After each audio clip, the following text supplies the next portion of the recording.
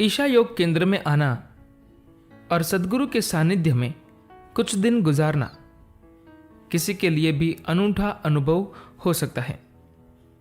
जाने माने बांसुरी वादक समीर राव को यहां पर आकर कुछ ऐसा ही अनुभव हुआ। पेश है उनसे की गई बातचीत के मुख्य अंश। पिछले दिनों आपने ईशा योग केंद्र में कुछ दिन बिताए। आपके यहां आने की वजह क्या रही? कैसा लगा यहां आकर? समीर राव कहते हैं, ईशा योग केंद्र पर आने और यहां आकर बांसुरी वादन करने की योजना लंबे समय से मन में थी। इससे पहले 2 या 3 बार मैं किसी को लेने या छोड़ने ईशा होम स्कूल आ चुका हूं। एक बार मैंने यहां ध्यान लिंग मंदिर में नाद आराधना के लिए भी वादन किया था, लेकिन यहां 2-3 दिन रुकने का मौका मुझे कभी नहीं मिला। मैं ईशा के लिए कुछ रिकॉर्ड करना चाहता था और इसी वजह से मैं यहां आया हूं। मेरे कंसर्ट का प्रोग्राम, गुरुकुल की छुट्टियां और ईशा के संगीतकारों की तारीखें, सब कुछ इतने अच्छे ढंग से हो गया कि मुझे यहां आने, कुछ दिन रुकने और कुछ रिकॉर्ड करने का भरपूर मौका मिला। मुझे सद्गुरु के साथ सत्संग में भी भाग लेने का मौका मिला। यहां जो भी है मुझे सब कुछ अच्छा लगता है। ब्रह्मचारी, बच्चे, इमारतें और बाकी सब कुछ मुझे बहुत अच्छे लगे। इन 7 दिनों के दौरान इस जगह ने मुझे बिल्कुल घर जैसा एहसास दिया है। मुझे एक पल को भी ऐसा नहीं लगा कि मैं कोई बाहरी व्यक्ति हूं और यहां किसी काम के लिए आया हूं। ईशा संस्कृति के बारे में आपकी क्या सोच बनी? समीर राव कहते हैं, सच कहूं तो मुझे उन बच्चों से बड़ा रश्क होता है। अगर मुझे कोई मौका मिले तो मैं इस तरीके से दोबारा अपनी पढ़ाई शुरू करना चाहता हूं।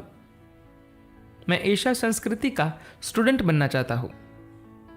तेज से भरपूर ऐसे चेहरे मैंने कभी नहीं देखे। वाकई ये लाजवाब बच्चे हैं।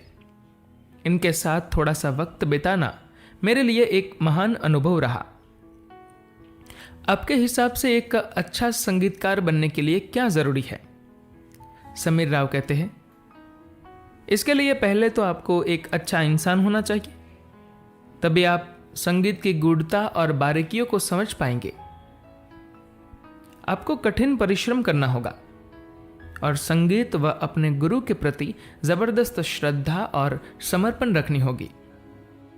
संगीत की तमाम बारीकियों को सीखना और हजारों स्केल को याद रखने का काम कोई भी कर सकता है, लेकिन अगर आप कुछ ऐसा चाहते हैं जो संगीत के सुरों से परे है, तो आपको इसमें अपना दिल लगाना पड़ेगा।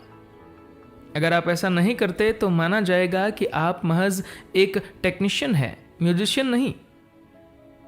आपको कई सम्मान मिल चुके हैं। आपके लिए सच्ची सफलता के मायने क्या हैं? आपके संगीत का असली लक्ष्य क्या है? समीर राव कहते हैं, जब मैं परफॉर्म करता हूं तो कई बार ऐसा होता है कि लोग मेरे बारे में बहुत अच्छा बोलते हैं। वे मेरे ऑटोग्राफ लेना चाहते हैं, मेरे साथ फोटो खिंचवाना चाहते हैं और जमकर मेरी तारीफ करते हैं। ऐसा तब होता है जब उन्हें मेरी परफॉर्मेंस से खुशी मिलती है और वह उन्हें अंदर तक छू जाती है।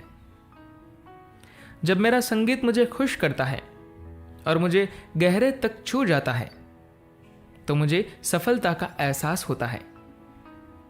मैं संगीत के जरिए बोलना चाहता हूं। जो भी महसूस करता हूं उसे संगीत के जरिए व्यक्त करना चाहता हूं। वादन के दौरान मैं उस स्थिति में पहुंच जाना चाहता हूं जिसमें लोग मेडिटेशन के दौरान पहुंचते हैं। अगर अपने संगीत के दम पर मैं लोगों की जिंदगियों में पॉजिटिव बदलाव ला सका, तो मैं अपने को सही मायनों में सफल समझूंगा। संगीत देवीय है। अगर मेरे संगीत के जरिए लोगों को अपने मन में देवीय एहसास होने लगे, तो मैं समझूंगा कि सही मायनों में मुझे कामयाबी मिल चुकी है। सद्गुरु के साथ 3 दिवसीय सत्संग में आपने साउंड्स ऑफ ईशा के संगीतकारों के साथ भी परफॉर्म किया। ईशा के संगीतकारों के साथ काम करने का आपका अनुभव कैसा रहा? समीर राव कहते हैं, वाकई ये शानदार अनुभव था। सत्संग के दौरान शुरू से लेकर आखिर तक मैं साउंड्स ऑफ ईशा के संगीतकारों जैसी सरलता को कायम रखने की कोशिश कर रहा था। साउंड्स ऑफ ईशा के बांसुरी वादकों और उनकी धुनों का मैं बड़ा प्रशंसक हूं।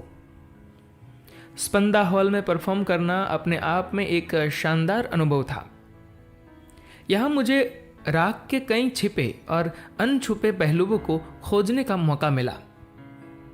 साउंड्स ऑफ ईशा के सभी सदस्यों को मेरा धन्यवाद। सच तो यह है कि उनके साथ काम करके मुझे जितना मजा आया उतना तो कभी संगीत के प्रोफेशनल धुरंधरों के साथ काम करके भी नहीं आया। ध्यानलिंग मंदिर में नाद आराधना का अनुभव कैसा रहा?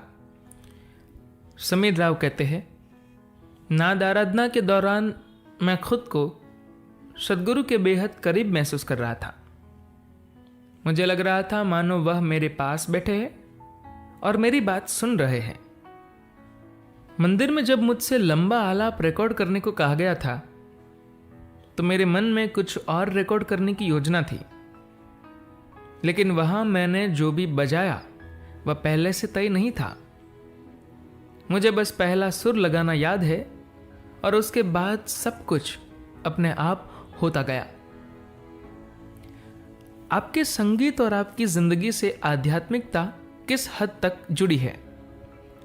समीर राव कहते हैं, मैं अपने संगीत को व्यावसायिकता से मीलों दूर ले जाकर पूरी तरह आध्यात्मिक बनाना चाहता हूं। जब मैं राग के हर स्वर को खोजते हुए लंबे आलाप बजाता हूं तो मुझे लगता है कि मैं संगीत के साथ न्याय कर रहा हूं। ऐसा करके मुझे तमाम अनछुई और अनसुनी धुनों को ढूंढने का मौका मिलता है।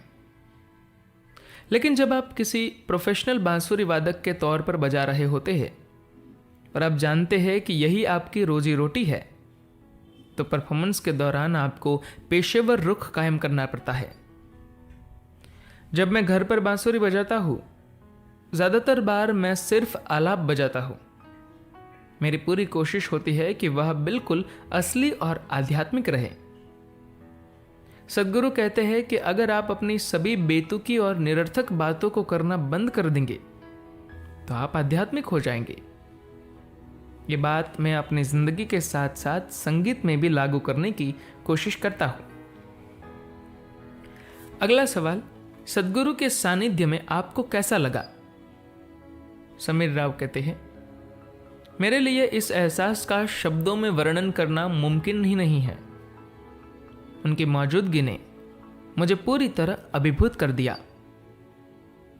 सद्गुरु की मौजूदगी में ईशा योग केंद्र में 7 दिन बिताने के बाद मुझे लगता है कि मेरे बांसुरी वादन में काफी बदलाव आया है।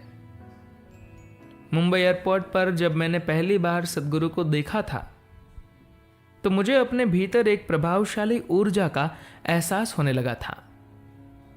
उसी वक्त से मैं ईशा आने और सद्गुरु के सानिध्य में बांसुरी वादन करने की योजना बना रहा था। सद्गुरु और ध्यान लिंग के लिए बांसुरी बजाना मेरे लिए एक सपने के साकार होने जैसा था। अगला सवाल, आपकी भविष्य की क्या योजनाएं हैं? ईशा योग सेंटर पर दोबारा आना चाहेंगे? समीर राव कहते हैं, भविष्य की योजनाओं के बारे में मैं कुछ नहीं जानता, बल्कि यह कहना ज्यादा अच्छा होगा कि मैं भविष्य की प्लानिंग ही नहीं करता। मैं चीजों को अपने आप होने देने में भरोसा करता हूं। मैं जल्दी ही दोबारा ईशा आना चाहता हूं। मुझे तो ऐसा लगता है कि मैंने ईशा को छोड़ा ही नहीं है। शब्दों के जरिए मैंने खुद को व्यक्त करने की पूरी कोशिश की है, लेकिन मुझे अब भी ऐसा लगता है कि सद्गुरु के प्रति अपनी भावनाओं को मैं संगीत के माध्यम से ही बेहतर तरीके से व्यक्त कर सकता हूं। धन्यवाद।